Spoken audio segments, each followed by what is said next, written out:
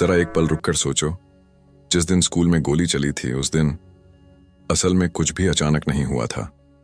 वो गोली उस दिन नहीं चली, वो गोली कई महीने पहले चल चुकी थी, बस आवाज नहीं आई थी। क्लासरूम में बैठा एक बच्चा चुपचाप सब देख रहा था। हंसी, मजाक, ताने, अनदेखी, और हर दिन उसके अंदर कुछ टूटता जा रहा था। हमने उसे कहा, ये तो क्वाइट है, ये तो हार्मलेस है, ये तो बस अकेला रहता है। लेकिन किसी ने यह नहीं पूछा उसके दिमाग में क्या चल रहा है। आज जब हम स्कूल शूटर का नाम सुनते हैं, हम तुरंत एक शब्द बोल देते हैं, मॉन्स्टर।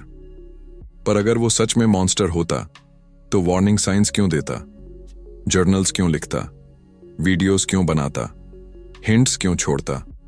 सवाल ये नहीं है कि उसने गोली क्यों चलाई, असल सवाल ये है, हमने उसे पहले क्यों नहीं देखा। क्योंकि शूटर उस दिन पैदा नहीं होता जिस दिन वो ट्रिगर दबाता है, वो उससे बहुत पहले हमारी आंखों के सामने बन चुका होता है। और यही है इस ऑडियो बुक का सच। अगर आप समझना चाहते हैं, ना कि सिर्फ डरना, तो अब आगे सुनिए, क्योंकि अब हम कहानी नहीं सुनाने वाले, हम दिमाग खोलने वाले हैं। Chapter 1, the shooter is not born that day. एक कड़वी सच्चाई से शुरुआत करते हैं। स्कूल शूटिंग कोई अचानक हुआ हादसा नहीं होती। जिस दिन गोली चलती है वो दिन शुरुआत नहीं, आखिरी पड़ाव होता है। असल कहानी उससे बहुत पहले शुरू हो चुकी होती है। एक बच्चा जो धीरे धीरे चुप हो जाता है, जो पहले बात करता था अब ऑब्जर्व करता है, जो पहले रिएक्ट करता था अब याद रखता है। लोग सोचते हैं ये इंट्रोवर्ट है, ये एंटी सोशल है, ये बस अलग है। लेकिन कोई ये नहीं पूछता अलग क्यों है। माइकल पेस साफ कहते हैं, शूटर बनने से पहले एक इंसान लंबे समय तक अंदर ही अंदर टूटता है। ये टूटना लाउड नहीं होता, ये ड्रामेटिक नहीं होता, ये रोज रोज छोटे छोटे मोमेंट्स में होता है। एक इंसल्ट, एक इग्नोर किया हुआ सवाल, एक मजाक जो मजाक नहीं लगता, और एक दिन खुद से बात करना शुरू हो जाती है। यहीं से शुरू होती है इंटरनल नैरेटिव। मैं कमजोर नहीं हूं, गलत ये लोग हैं, एक दिन सबको समझ आएगा। ध्यान दो, यहां अभी गन नहीं है, वायलेंस नहीं है, बस एक दिमाग है जो रियलिटी से कटना शुरू हो चुका है। शूटर पहले सोसाइटी से नहीं कटता, वो पहले खुद के अंदर एक अलग दुनिया बना लेता है। और यही सबसे डेंजरस स्टेज होती है, क्योंकि बाहर से सब नॉर्मल दिखता है, लेकिन अंदर कहानी बदल चुकी होती है।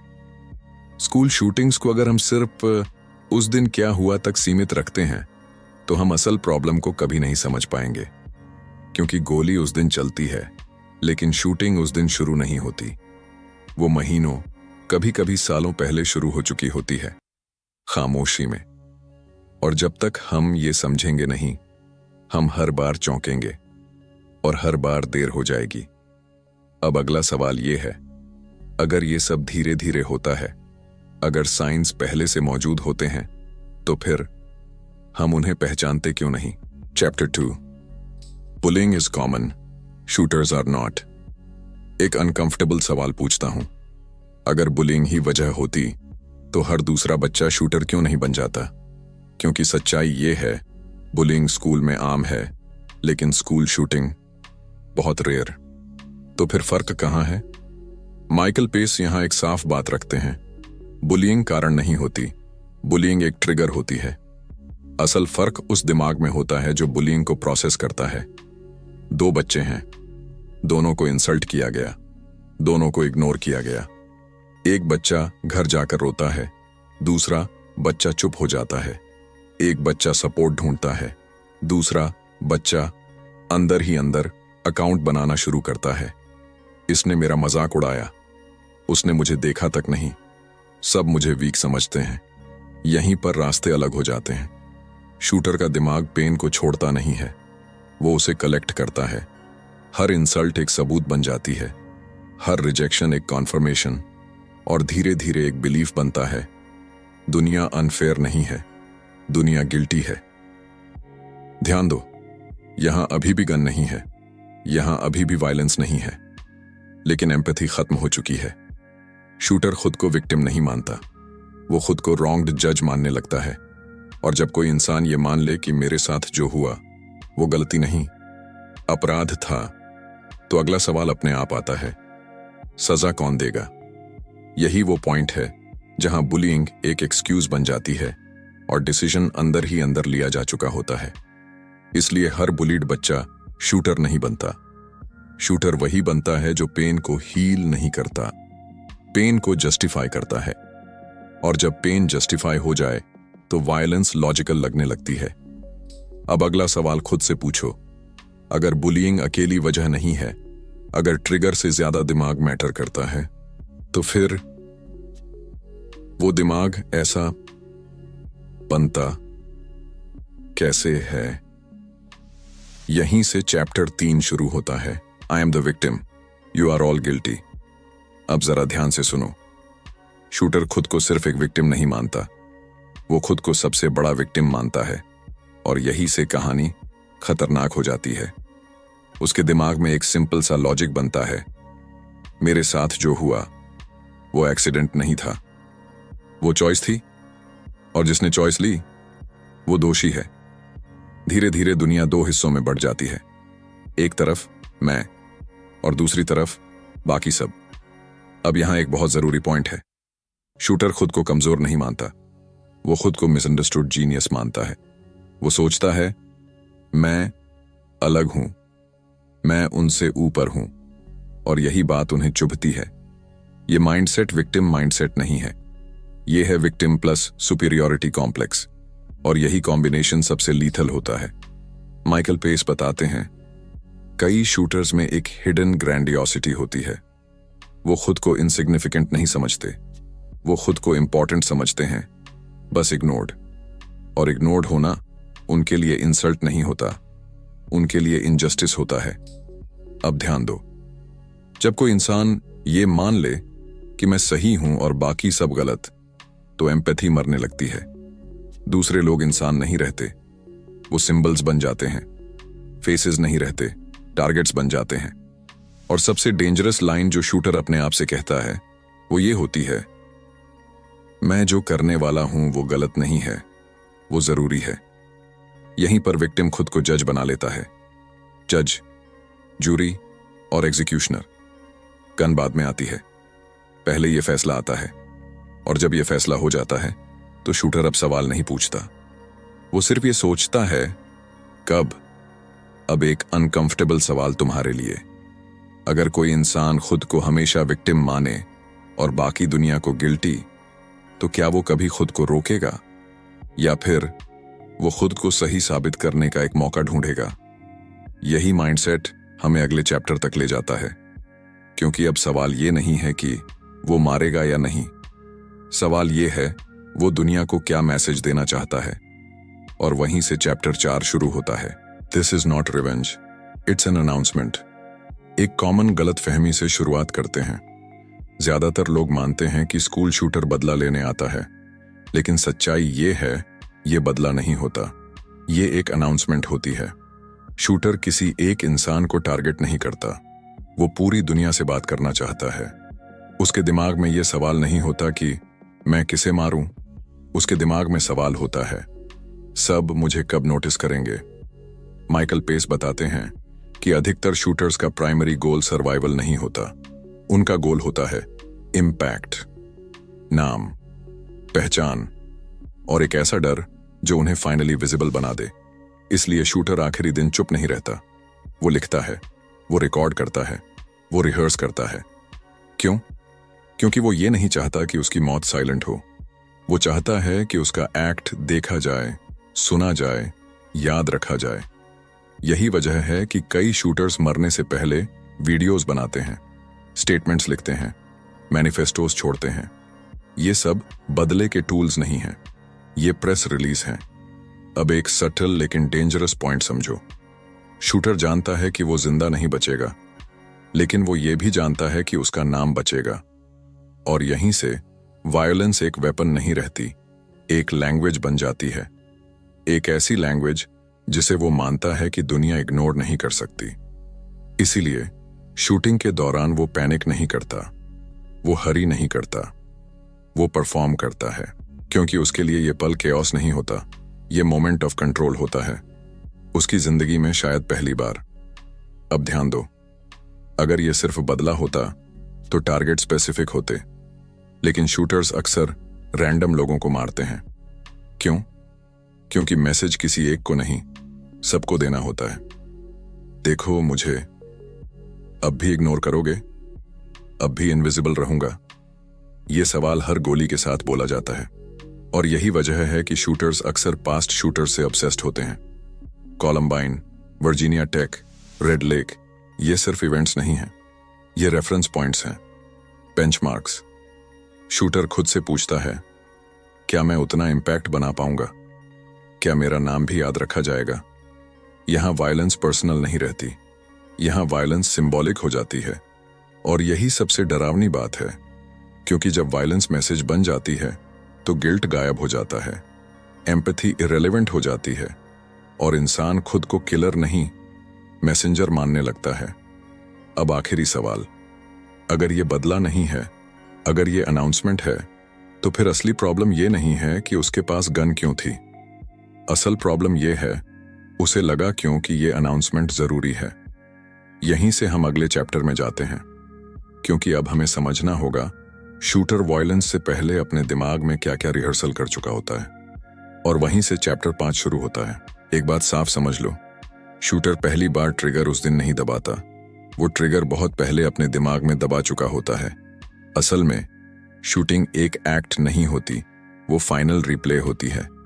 माइकल पेस बताते हैं कि अधिकतर शूटर्स वायलेंस से पहले लंबा मेंटल रिहर्सल करते हैं। ये रिहर्सल साइलेंट होती है, इनविजिबल होती है, लेकिन बहुत डिटेल्ड होती है।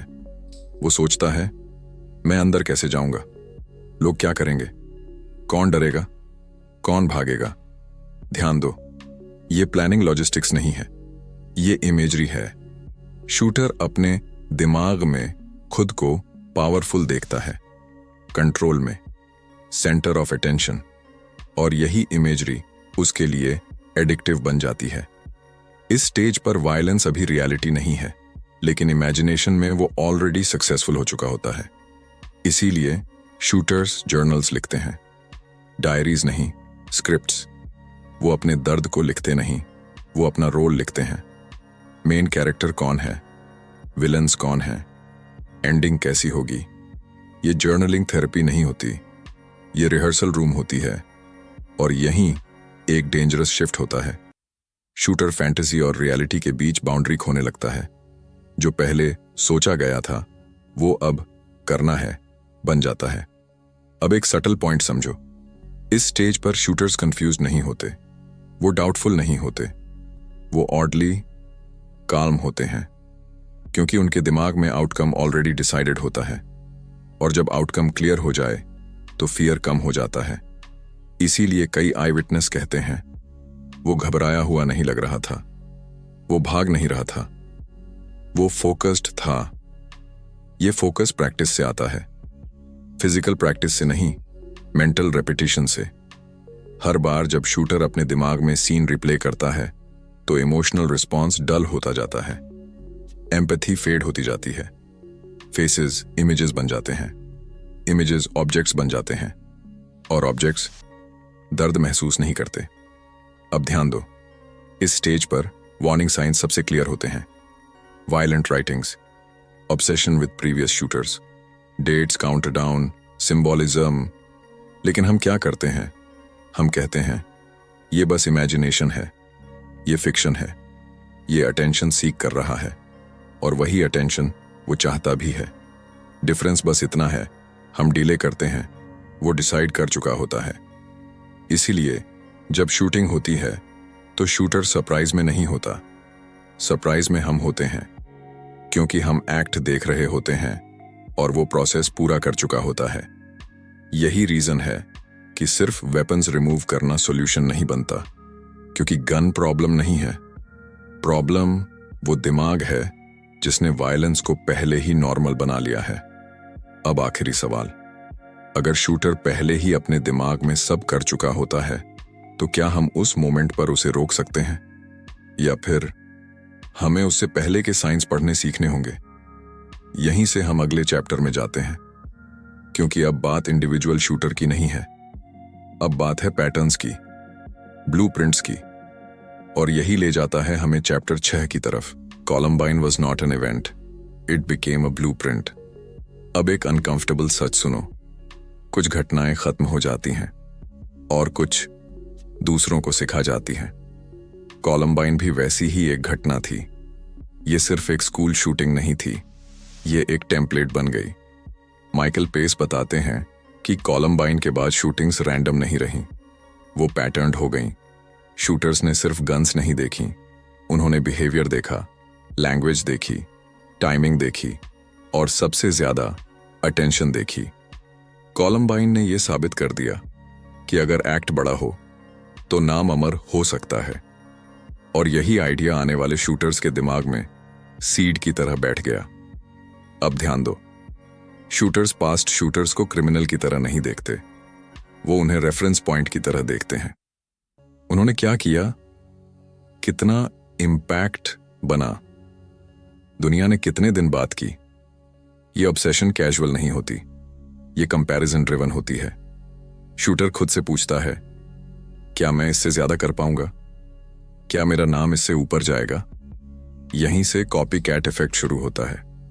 डेट्स रिपीट होती हैं, प्लेसेस मिमिक होते हैं, स्टेटमेंट्स एको होती हैं। कुछ शूटर्स कॉलम्बाइन की एनिवर्सरी चुनते हैं, कुछ क्लोथिंग इमिटेट करते हैं, कुछ वही फ्रेजेस दोहराते हैं।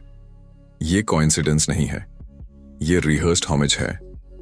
अब यहां एक सटल लेकिन क्रिटिकल पॉइंट है। मीडिया जब बार बार शूटर्स के नाम, फेसेस, वीडियोस दिखाती है तो अनइंटेंशनली एक स्कोर बोर्ड बना देती है, इम्पैक्ट का स्कोर बोर्ड। शूटर ये नहीं देखता कि कितने लोग मरे, शूटर ये देखता है कि कितने लोगों ने सुना, कितनी कवरेज मिली, कितनी फियर फैली, कितनी देर तक नाम ट्रेंड किया। यही वायलेंस पर्सनल एक्ट नहीं रहती, वो कॉम्पिटिटिव एक्ट बन जाती है। और कंपटीशन में लिमिट नहीं होती, इसलिए समय के साथ शूटिंग्स ज्यादा शॉकिंग होती गईं, ज्यादा प्लान्ड, ज्यादा सिंबॉलिक, ज्यादा थिएट्रिकल। शूटर अब सिर्फ हमला नहीं करता, वो परफॉर्मेंस करता है, एंगल्स सोचता है, स्टेटमेंट्स सोचता है, एंडिंग सोचता है। और यही वजह है कि कुछ शूटर्स मरने से पहले स्पेसिफिक इंस्ट्रक्शंस छोड़ते हैं। ये पब्लिश करना, ये दिखाना, ये याद रखना, ये कन्फेशन नहीं है, ये ब्रांडिंग है। अब जरा सोचो, अगर कोई इंसान पास्ट शूटर्स को स्टडी कर रहा है, उनकी मिस्टेक्स एनालाइज कर रहा है, उनसे इंस्पिरेशन ले रहा है, तो क्या वो सिर्फ एंग्री है या वो रोल प्रिपेयर कर रहा है? माइकल पेस साफ करते हैं, कॉलम्बाइन के बाद शूटर अकेला नहीं रहा, वो एक इनविजिबल लिनिएज का हिस्सा बन गया। एक ऐसा चेन रिएक्शन जो हर बार तब शुरू होता है जब हम वायलेंस को सिर्फ स्पेक्टिकल बना देते हैं। अब यहां ब्लेम सिर्फ मीडिया का नहीं है और सिर्फ सोसाइटी का भी नहीं। प्रॉब्लम यह है कि हम पैटर्न्स देखना नहीं चाहते। हम हर शूटिंग को आइसोलेटेड ट्रेजेडी बोलकर फाइल बंद कर देते हैं, लेकिन शूटर ऐसा नहीं करता। वो प्रीवियस फाइल्स खोलता है, वो हिस्ट्री पढ़ता है, वो बेंचमार्क सेट करता है। और जब तक हम ये मानते रहेंगे कि ये एक रेयर रैंडम घटना थी, तब तक अगला शूटर उस ब्लूप्रिंट को रिफाइन करता रहेगा। अब आखिरी सवाल, अगर कॉलम्बाइन एक ब्लूप्रिंट बन गई, अगर शूटर सीख रहे हैं, इवॉल्व कर रहे हैं, तो फिर सवाल ये नहीं है कि ये फिर कब होगा। सवाल ये है, हम पैटर्न्स कब पहचानना शुरू करेंगे? क्योंकि जब तक हम शूटर्स को लेजेंड बनने देंगे, तब तक कोई ना कोई उस लेजेंड को बीट करने की कोशिश करता रहेगा। यहीं से हम आखिरी चैप्टर की तरफ जाते हैं, जहां हमें एक अनकंफर्टेबल सच मानना होगा। अगर हम शूटर्स को मॉन्स्टर कहते रहेंगे, तो अगला शूटर हमारी नजरों से फिर निकल जाएगा। और यही ले जाता है हमें chapter 7, call them monsters and you'll miss the next one. अब आखिरी सच सुनने के लिए तैयार रहो। जब भी कोई स्कूल शूटिंग होती है, हम एक रिफ्लेक्स एक्शन लेते हैं। हम कहते हैं, ये तो मॉन्स्टर था, ये इंसान नहीं था, ये पागल था। और ये कहकर हम खुद को सेफ महसूस कराने लगते हैं। क्यों? क्योंकि अगर वो मॉन्स्टर था तो वो हम जैसा नहीं हो सकता, और अगर वो हम जैसा नहीं था तो अगला हमारे बीच भी नहीं होगा। लेकिन यही सबसे खतरनाक झूठ है। माइकल पेस साफ कहते हैं, शूटर्स मॉन्स्टर नहीं होते, वो इंसान होते हैं। फ्लॉयड, फ्रैक्चर्ड, इग्नोर्ड, लेकिन इंसान। और यही बात हमें अनकंफर्टेबल करती है, क्योंकि अगर वो मॉन्स्टर नहीं था तो सवाल बदल जाता है।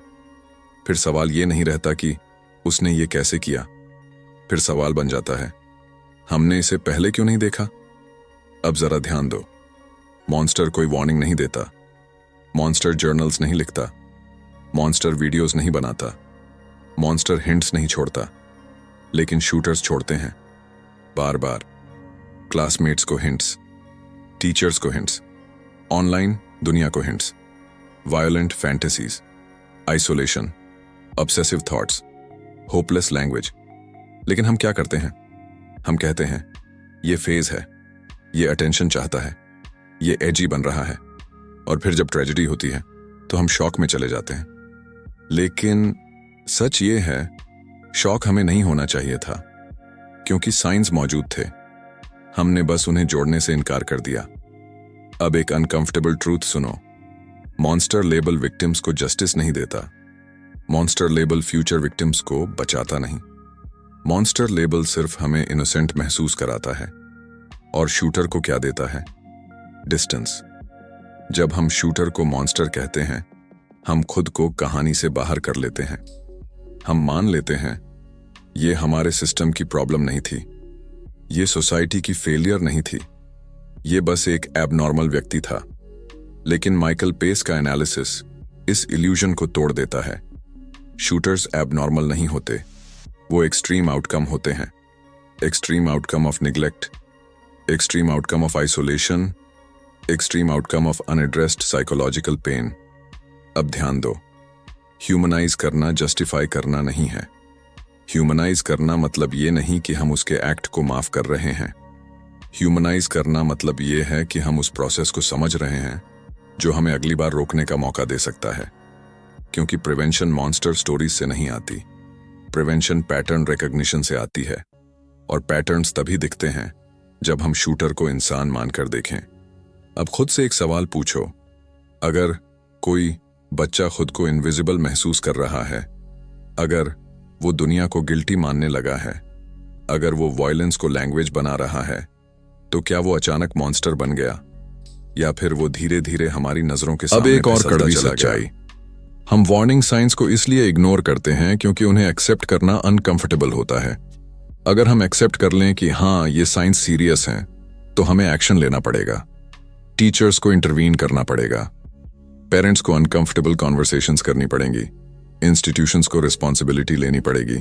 और एक्शन हमेशा इनकन्वीनियंट होता है, इसलिए मॉन्स्टर नैरेटिव कन्वीनियंट है। शूट हो गया, मॉन्स्टर बोलो, फाइल बंद करो, आगे बढ़ो। लेकिन शूटर ऐसा नहीं सोचता, वो चाहता है कि उसे समझा जाए, मरने के बाद ही सही। वो चाहता है कि दुनिया बोले हमने उसे इग्नोर किया। और जब हम उसे मॉन्स्टर बोल देते हैं तो आयरॉनिकली हम उसकी एक विश पूरी कर देते हैं, क्योंकि अब भी हम उसे समझने से बच रहे हैं। अब आखिरी सवाल, अगर अगला शूटर मॉन्स्टर नहीं होगा, अगर वो भी क्वाइट, ऑकवर्ड, इग्नोर्ड होगा, तो क्या हम उसे पहचान पाएंगे? या फिर हम उसके बाद भी यही कहेंगे किसी ने सोचा नहीं था? यही इस ऑडियो बुक का कोर है। ये गन कंट्रोल की कहानी नहीं है, ये पॉलिटिक्स की कहानी नहीं है, ये अटेंशन की कहानी है, ये ब्लाइंडनेस की कहानी है, और सबसे ज्यादा ये उस कीमत की कहानी है जो हम तब चुकाते हैं जब हम अनकंफर्टेबल सच्चों से मुंह मोड़ लेते हैं। अगर हम शूटर्स को मॉन्स्टर बनाकर देखना बंद नहीं करेंगे, तो अगला शूटर हमेशा सरप्राइज बनकर आएगा, और हर सरप्राइज कुछ लोगों की आखिरी सुबह बन जाएगा। यहीं पर यह ऑडियो बुक खत्म होती है, लेकिन सवाल यहीं खत्म नहीं होना चाहिए। अब एक पल के लिए कुछ मत सोचो, कोई म्यूजिक नहीं, कोई कंक्लूजन नहीं, बस ये सवाल अपने साथ ले जाओ। अगर अगला शूटर मॉन्स्टर नहीं होगा, अगर वो भी चुप, अलग, इग्नोर्ड होगा, तो क्या हम इस बार पहचान पाएंगे? या फिर से कहेंगे हमें अंदाजा नहीं था? ये ऑडियो बुक किसी को डराने के लिए नहीं थी, और किसी को दोषी ठहराने के लिए भी नहीं। ये सिर्फ एक चीज के लिए थी, देखने के लिए। क्योंकि जब तक हम देखना नहीं सीखते, तब तक इतिहास खुद को दोहराता रहेगा। अगर ये सुनकर आप अनकंफर्टेबल हुए हैं, तो यही पॉइंट था।